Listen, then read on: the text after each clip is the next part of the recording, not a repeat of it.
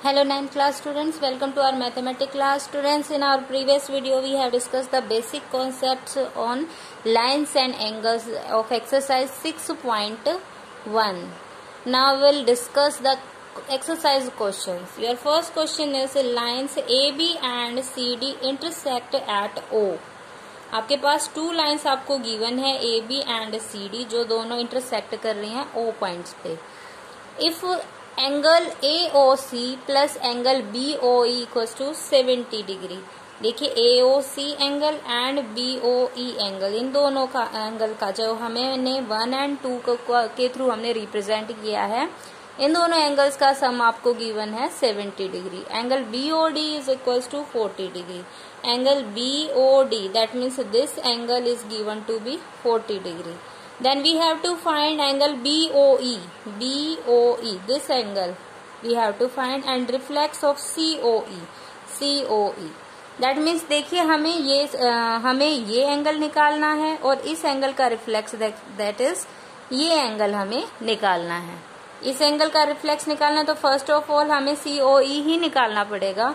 तो first of all देखिए यहाँ पे इन दोनों एंगल्स का सम आपको 180 गिवन है. आप एक्सियम लीनियर पेयर एक्सियम कर चुके हैं. उसमें देखिए आपने कहा था अगर किसी लाइन के ऊपर कोई रे स्टैंड करती है तो इस तरीके से जो एडजेसेंट एंगल आएंगे उनका सम आपका क्या होगा 180 डिग्री होगा. तो यहाँ पे आपकी एक लाइन है AB, उसके ऊपर देखिए दो रे स्टैंड कर रही हैं OC एंड OE. टू रे स्टैंड कर रही हैं. तो इस तरीके से जो आपके ये तीनों एंगल्स बने हैं 1, 2, 3, इन तीनों का सम आपका क्या आएगा 180 डिग्री. यहाँ पे 1 और 2 जो एंगल AOC और BOE है इनका सम आपको 70 डिग्री पहले से गिवन है. दैट मीन्स इनका सम कितना हो गया 70.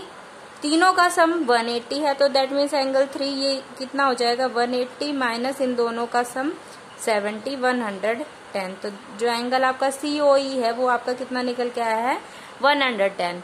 हमें क्या निकालना है reflex of this angle. Reflex angle हमने बताया था अगर इस तरीके से हमारा कोई भी एंगल है, अगर मान लीजिए हम इसी एंगल का रिफ्लेक्स निकाल रहे हैं तो कैसे निकालेंगे. ये जो कंप्लीट एंगल हमारा होता है इस एंगल में से अगर हम इस एंगल को माइनस कर दे, दैट मीन्स अगर ये एंगल है तो ये जो बाकी रिमेनिंग एंगल रह गया कंप्लीट एंगल में से ये क्या हो गया इसका रिफ्लेक्स एंगल हो गया. तो यहाँ पे हमें COE जो है ये वाला एंगल है इसका रिफ्लेक्स निकालना है. तो 360 में से हम एंगल 3 जो COE एंगल दैट मीन्स क्या निकल के आया 110 वो हम सब्ट्रैक्ट कर देंगे. तो रिफ्लेक्स आपका कितना आ जाएगा रिफ्लेक्स COE 250. 360 में से 110 हम सब्ट्रैक्ट कर देंगे.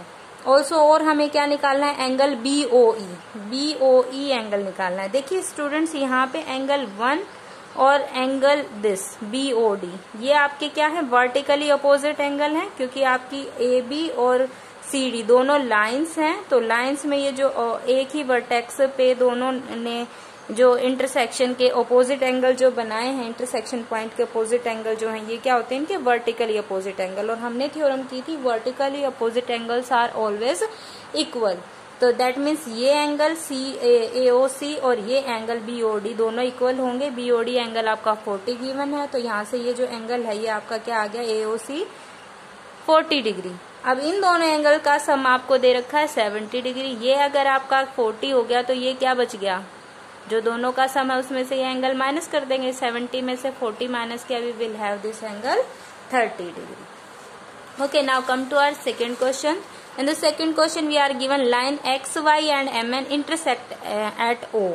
MN and XY ये दोनों लाइन O पॉइंट पे इंटरसेक्ट कर रही हैं. If angle POY angle this POY is 90 degree. ये आपको राइट एंगल दे रखा है. एंड A/B ये दोनों आपका एंगल का मेजरमेंट ही है. A और B आपको डिग्रीज में ना देके आपको वैल्यूज दी गई हैं. A और B वेरिएबल्स का यूज करके इन्हें दिखाया गया है. ठीक है, इनकी वैल्यूज अभी हमें नोन नहीं है. A/B आपको दिया गया 2/3. मतलब इनकी जो भी वैल्यूज है वो उनका कॉमन आपका रेशो क्या है 2/3.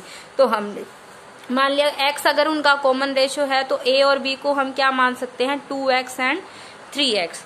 AB और ऑल्सो ये आपको दे रखा है 90 डिग्री. अब XY जो है वो आपका एक सिंगल लाइन है तो इस पे ओ पे बनने वाला एंगल जो होगा वो क्या होगा, straight angle. That means in तीनों एंगल्स ए बी और दिस पी ओ वाई, इन तीनों का सम आपका क्या हो जाएगा 180 डिग्री। तो यहाँ से ए बी की वैल्यू हमारे पास है 2x 3x, ये आपका जो ऐड होके क्या हो जाएगा 5x। और जो आपका एंगल पी ओ वाई है वो है 90 डिग्री, वो आप जब ट्रांसपोज करेंगे to the other side we will have a 180 minus 90 degree. That means we are having 5x equals to 90 degree. So x आपका क्या आ जाएगा 18 डिग्री। वो वहां पे हम a और b में दोनों की वैल्यू डाल के x की हम a और b की वैल्यू फाइंड आउट कर सकते हैं। a और b फाइंड आउट करने के बाद आपसे पूछा गया है c क्या होगा, आपका c वैल्यू है यहाँ पे। देखिए in the third question we are given angle P Q R equals to angle P R Q. ये दोनों एंगल्स आपको गिवन है, P Q R this angle and P R Q this angle, ये आपको इक्वल गिवन है। And we have to prove P Q S equals to P R T, P Q S equals to P R T 1 और 2, दिन angles को हमें equal prove करना है। Obviously ये बिल्कुल ही क्लियर है स्टूडेंट्स। ये आपका क्या है, लाइन, एक सिंगल लाइन है, ठीक है, एस क्यू आर टी, ये आपकी एक सिंगल लाइन है। तो अगर हम क्यू पॉइंट की बात करें तो एस आपकी पी क्यू रे स्टैंड कर रही है किसके ऊपर, एस टी लाइन के ऊपर। तो ये इस तरीके से जो आपके एंगल्स का सम 1 और 3 जो है वो लीनियर पेयर बनाएंगे। इसी तरीके से पी आर भी एक रे है standing on this line S T, तो यहाँ पे भी जो आपका आर पे ये जो एंगल्स हैं एडजेसेंट एंगल, ये भी आपका लीनियर पेयर बनाएंगे लीनियर पेयर एक्सियम से। तो दैट मीन्स हमारे पास 1 + 3 भी 180 है और 4 + 2 भी 180 है। 3 = 4 दे रखा है, तो इन दोनों की वैल्यू जब हम इक्वल करेंगे तो ये कैंसिल आउट हो जाएंगे। यहाँ से हमारे पास बचेगा 1 = 2। जब सोल्व करेंगे हम तो हमारे पास देखिए ये आ जाएगा 180 - 3 = 180 - 4। तो यहाँ से जब हम 180 से 180 कैंसिल आउट हो जाएगा। तो यहाँ से अगर हम देखें तो 3 = 4 ऑब्वियसली पहले से है, ठीक है। देखिए यहाँ से अगर हम देखें हमने डायरेक्टली डाल दिया 1 + 3 = 2 + 4, ये दोनों ही हमारे क्या है 180 डिग्री हैं। और 3 और 4 आपको पहले से इक्वल दे रखे हैं, तो अगर इनकी जगह हम 3 डाल लें तो 3 इधर से आके सब्ट्रैक्ट हो जाएगा, दोनों ओर से कैंसिल आउट हो जाएगा। Angle 1 will be equal to angle 2। आप इस तरीके से भी सोल्व कर सकते हैं या फिर आप इस तरीके से भी, जो भी मेथड आपको ईजी लगे आप उसी मेथड से सोल्व कर सकते हैं। बस आपको पता होना चाहिए कि हमें किस जगह पे कौन सा एक्सियम या कौन सी थ्योरम यूज करनी है। देखिए in the fourth question we are given if x + y = w + z। देखिए ये आपको x y z w ये मेजरमेंट दी गई हैं, आपके पास लाइन ए ओ बी प्रूव करनी है हमें, ठीक है। अभी हमें पता नहीं है ए ओ बी एक सिंगल लाइन है या नहीं, बस हमें ये पता है कि इस तरीके से ओ ए एक रे है, एक रे ओ बी है, एक रे ओ सी है, एक रे ओ डी है, ठीक है।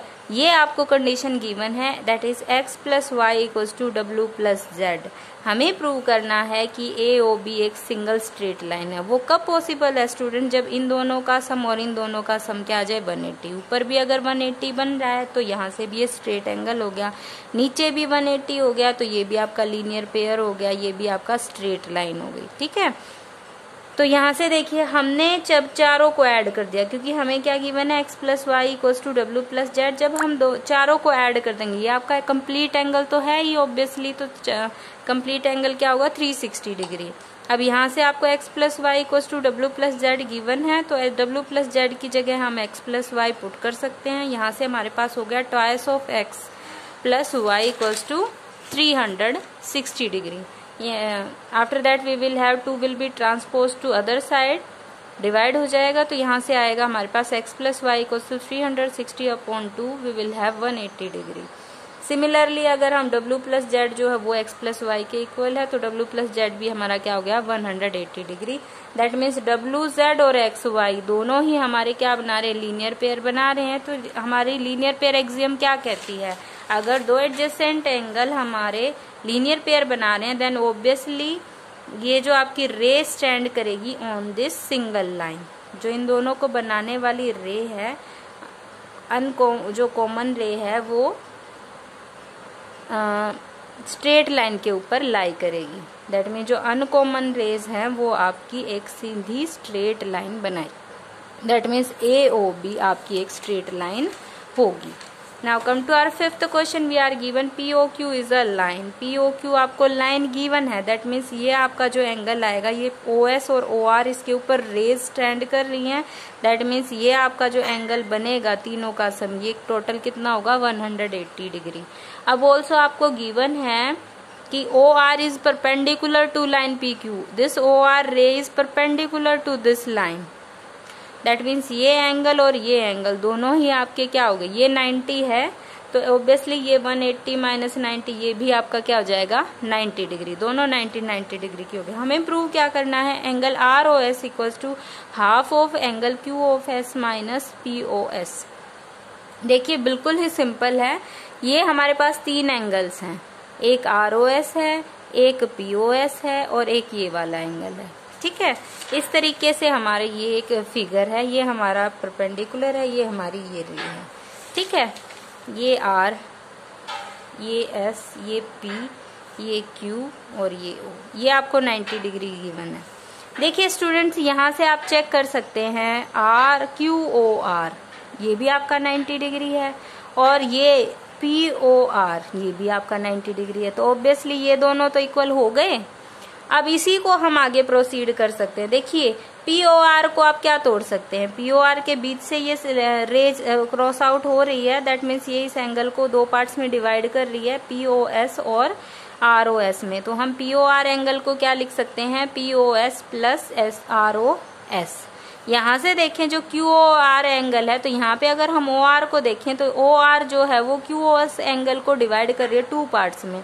तो यहाँ से जो QOR है इसको भी हम क्या लिख सकते हैं, QOS में से अगर हम ROS को सब्ट्रैक्ट कर दे तो हमारे पास यही बचेगा QOR. तो QOR को हम क्या लिख सकते हैं, angle QOS minus angle ROS. तो दोनों साइड ये जो थी इन दोनों को, QOR को तो हमने ये लिख दिया और POR को हमने ये लिख दिया. अब ये बन चुका है, हम ROS को इकट्ठा कर लेते हैं बोथ हैंड साइड से. इसका जब हम नेगेटिव को उस सेकंड साइड ट्रांसपोज करेंगे, we will have twice of ROS equals to, यहाँ से ये इधर ट्रांसपोज होकर नेगेटिव हो जाएगा, QOS माइनस एंगल POS. यहाँ ट्वाइस है, सेकंड साइड ट्रांसपोज होके ये आपका हाफ हो जाएगा, half of QOS minus POS. यही आपको प्रूव करना है. तो बहुत ही सिंपल है स्टूडेंट्स, बस आपको ये जो गिवन कंस्ट्रक्शन है, एक बार इस एंगल को, कंप्लीट एंगल को हमने इन दोनों में तोड़ देना है और ये वाला इधर वाला जो एंगल है इसको हमने इस बड़े वाले में से इन दोनों की फॉर्म में तोड़ देना है. ठीक है, ROS क्योंकि हमें निकाल के लाना है ना, हमें ROS चाहिए है, हमें POR तो चाहिए ही नहीं था रिजल्ट में, तो इसलिए इस POR को हमने क्या तोड़ दिया, POS और ROS में. सिमिलरली यहाँ पे भी QOR तो हमें चाहिए ही नहीं था, तो हमने इसको QOS और ROS में तोड़ दिया.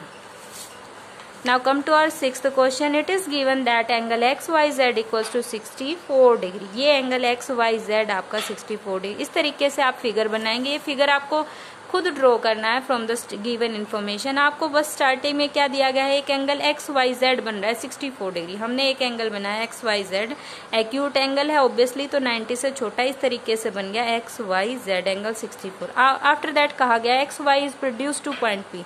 XY को आगे प्रोड्यूस कर दिया टू पॉइंट P एंड ये आपका बन गया. इसके बाद कहा गया if a ray YQ bisect ZYP. ये जो आपका एंगल है इसको बाइसेक्ट कर दिया, दैट मीन्स दिस एंगल को ये इक्वली, ये दोनों एंगल आपके इक्वल हैं. इस तरीके से हमें रे YQ दी गई है. फाइंड XYQ, ये कंप्लीट एंगल हमें निकालना है.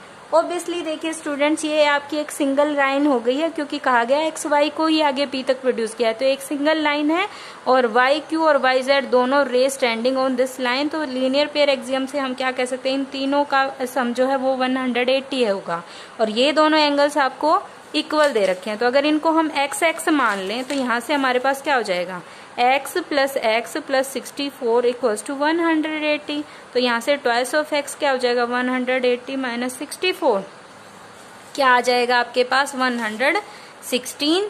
तो यहाँ से x की वैल्यू आएगी 116 upon 2, we will have 58। x की वैल्यू आने के बाद मतलब ये एंगल आपके पास आ गया 58।